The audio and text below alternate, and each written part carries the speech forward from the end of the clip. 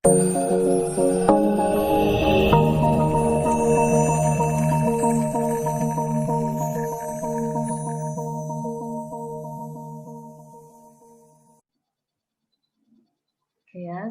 warahmatullahi wabarakatuh. Baiklah, ketemu lagi ya kita dengan mata kuliah SIM ya. Tentunya di sini kita sudah mulai memasuki minggu ke-5 juga ya. Di sini juga melanjutkan materi kita sebelumnya berhubungan dengan sistem pengolahan data ya minggu sebelumnya. Baiklah, kita langsung saja next pertemuan kita tentang perkembangan sistem informasi berbasis komputer ya. Ini juga ada kaitannya dengan sistem pengolahan data yang mana dia sudah mulai beralih ke sistem berbasis komputer ya dalam sistem informasinya terutama. Atau yang bisa dikenal juga dengan CBIS ya. Di sini manajer membutuhkan sebuah keputusan itu untuk memecahkan permasalahan dengan memanfaatkan data dan juga informasi ya. Tanpa adanya data dan informasi, manajer tidak akan bisa mengambil putusan secara tepat ya.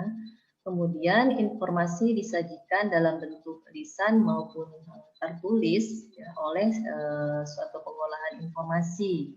Nah, pada bagian pengolahan dengan komputer itu terdiri dari beberapa bidang biasanya ya dalam sebuah manajemennya ya, terutama SIA, Sistem Informasi Akuntansi ya, kemudian Sistem Informasi Manajemen, kemudian ada juga DSS ya, atau juga kita kenal dengan pengambilan keputusan ya. Terus kantor virtualnya seperti berbasis komputer seperti Office dan lain sebagainya ya, dan juga sistem berbasis pengetahuan yang lainnya. Nah, di sini hal tersebut biasanya dinamakan dengan yang kita kenal tadi CBIS atau juga bisa disingkat juga tentang perkembangan sistem informasi berbasis komputer ya. Terus usaha penerapan komputer itu dalam bidang bisnis yang terus berkembang sesuai dengan perkembangan teknologi informasi dan juga telekomunikasi. Nah, ini juga sudah pasti di mana yang namanya teknologi itu bisa berkembang, bisa dalam waktu detik juga sudah bisa berubah ya teknologi itu ya.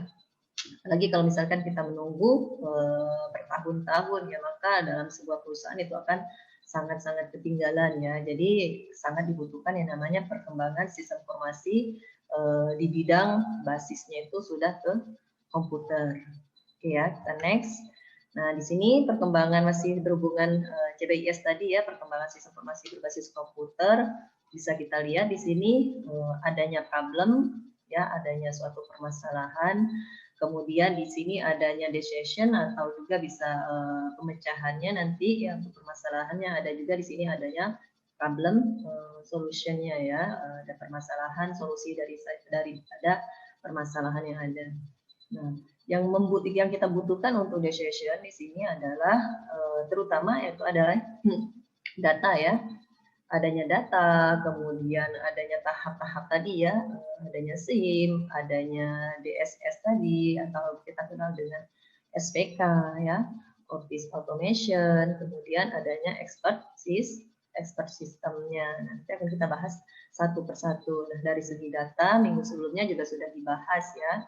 Manajemen sistem informasinya saya rasa juga sudah ada bayangan kita semua di sini. Nah, di sini ada juga spesialis informasinya itu terdiri dari 5 golongan utama, terutama spesialis informasi. Ya, di sini poin pertama yang dibutuhkan yaitu adalah dalam spesialis informasi sistem analisnya ya. Nah, ini yang sangat diperlukan terutama apalagi kita adanya kaitan dengan jurusan yang sistem informasi maupun manajemen informasi itu ada hubungannya ya. Jadi di sini poin pertama adalah sistem analisnya. Kemudian poin kedua adanya database administratornya, kemudian adanya network spesialis ya jaringannya, kemudian adanya programmer. Nah, ini juga dibutuhkan. Kemudian terakhir itunya adanya si user ya atau si pengguna atau dikenal di sini dengan operator ya, yang bisa mengendalikan dari semua informasi dari sistem tersebut. Kita next ya. Nah ini ya tadi yang penerapan komputer dalam bidang bisnis terus berkembang sesuai dengan perkembangan teknologi informasi mulai dari SIA, kemudian SIM, kemudian adanya DSS atau kita kenal dengan SPK, adanya OK atau otomasi perkantoran, kemudian kecerdasan buatan atau kita kenal dengan AI, dan juga adanya pakar. Ya. Nah ini adalah subsistem dari AI-nya yang bisa kita lihat. Oke ya, kita next, kita lihat dulu satu-satu. Dari tahap perkembangan tersebut, yang pertama adalah bisa kita kenal dengan EDP ataupun SIA ya, atau juga bisa dikenal dengan Electronic Data Processing atau Sistem Informasi Akuntansi. Nah, di sini untuk melaksanakan aplikasi akuntansi, aplikasi ini ditandai dengan pengolahan data yang tinggi, ya, untuk mengumpulkan data yang menjelaskan tentang lingkup dari perusahaan, kemudian mengubah data tersebut menjadi sebuah informasi, kemudian sampai menyediakan informasi bagi pemakai di dalam maupun di luar perusahaan.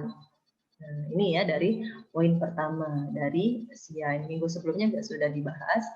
Kemudian poin kedua adanya SIM atau juga sistem informasi manajemen, di mana sistem yang berbasis komputer atau yang menyediakan informasi bagi pemakai dengan kebutuhan yang sama, ya. Kemudian integrasi manusia ataupun mesin guna menyediakan informasi untuk mendukung fungsi daripada operasional itu juga sudah pasti ya, harus ada orang dan juga mesinnya ya yang saling match lah ya, bisa kita katakan matching ya. Kemudian manajemen dan juga pengambilan keputusan pada suatu organisasi. Dan elemen sistem informasi ini akan menjadi hardware-nya nanti ya, kemudian adanya software, adanya prosedur, adanya database, dan juga adanya model. Oke ya, sedangkan tujuan daripada SIM itu adalah untuk memenuhi kebutuhan informasi manajemen umum ya, semua manajer dalam perusahaan ataupun dalam sub-unit organisasi dalam sebuah perusahaan. Ya, kita next, poin ketiga, adanya SPK atau dikenal dengan sistem pendukung keputusan. Di sini adalah sistem komputer yang interaktif yang dibutuhkan, yang bisa membantu untuk pembuatan keputusan ya dalam menggunakan dan juga bisa memanfaatkan data ataupun model ya untuk memecahkan permasalahan yang tidak terstruktur, yang tidak bisa kita hitung juga ya. Jadi yang itu yang kita butuhkan. Sistem pendukung keputusan juga bisa dikatakan informasi yang berbasis komputer untuk menyediakan dukungan informasi yang interaktif juga bagi manajer ya, dan juga praktisi bisnis selama proses pengambilan keputusan. Itu ya. Sedangkan tujuannya adalah untuk memberikan dukungan untuk pembuatan keputusan pada masalah yang semi ataupun tidak terstruktur. Kemudian dia juga bisa memberikan dukungan untuk pembuatan keputusan pada manajer di semua tingkat untuk membantu integrasi antar tingkat juga, ya, sampai meningkatkan efektivitas manajer dalam pembuatan keputusan dan juga bukan untuk peningkatan efisiennya saja. Nah, itu yang bisa kita ambil dari pemanfaatan sistem komputer di bidang SPK-nya. Ya, bisa kita memanfaatkan untuk data dan juga model untuk memecahkan permasalahannya. Nah, ini ada karakteristik daripada SPK ya, adanya adaptability, flexibility, user friendly, ada design, choice, adanya efektivitas. Ya. Nah, ini adalah bagian dari karakteristik daripada SPK. Nanti akan kita tunjukkan poin-poin ini di kelas. Oke ya. Kita next. Nah, ini poin keempat, adanya AO atau bisa kita kenal juga dengan office automation atau juga otomatisasi perkantoran. Ya.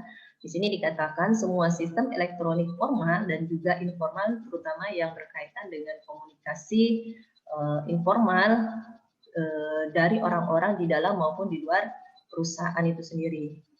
Nah, fungsinya untuk apa? Nah, fungsinya adalah untuk memudahkan jenis komunikasi baik lisan maupun tulisan yang bisa menyediakan informasi yang lebih baik untuk pengambilan sebuah keputusan.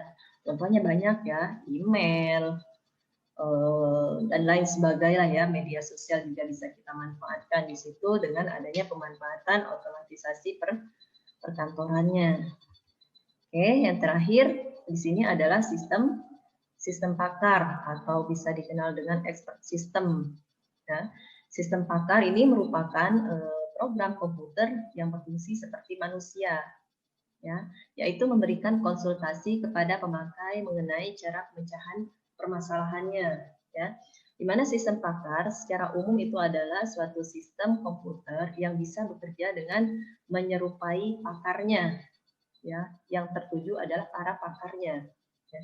Sistem ini biasanya didesain dengan cara mencari keilmuan pakar, lalu keilmuan tersebut diaplikasikan dalam komputer melalui bahasa pemrograman dan juga suatu program komputer yang dirancang untuk memodelkan kemampuan penyelesaian masalah yang dilakukan oleh seorang pakar.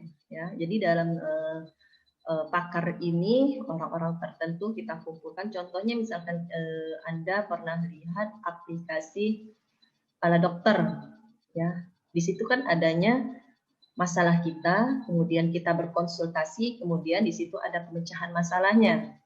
Ya, contohnya kalau kita buka aplikasi itu nanti oh ya keluhannya apa, kita menuliskan keluhannya misalkan panas, kemudian tenggorokan sakit dan lain sebagainya, nanti akan keluar solusi. Oh berarti Anda terkena flu, tindakannya ini. Itu akan keluar di dalam aplikasi. Jadi sistem pakar ini dimanfaatkan dia seolah-olah seperti manusia, ya. Jadi dibuat sedemikian rupa untuk memecahkan permasalahan kita itu secara apa ya? Kalau bisa dibilang bisa efektif juga, ya. Kalau kita mau ke dokter langsung atau kita harus cari dulu info tentang sakit, contohnya tadi ya, itu kita bisa memanfaatkan aplikasi. Itu ya salah satunya. Nah, komponennya adalah user interface-nya, kemudian knowledge interface, interface engine, sama development engine ya. Sedangkan output-nya itu adalah penjelasan pertanyaan, seperti yang saya bilang tadi contohnya, kemudian penjelasan pemecahan masalahnya ya, poin kedua. Jadi ada permasalahan, kita tanyakan, nanti akan ada jawaban di situ. Ya. Oke, kita next dulu. Nah, oke ya. Saya rasa cukup dulu. Minggu depan kita akan bahas lagi dan selanjutnya kita akan lanjutkan di kelas Zoom meeting kita ya seperti biasa. Untuk hari ini saya rasa cukup dulu. Sampai ketemu di lain waktu ya. Assalamualaikum warahmatullahi wabarakatuh.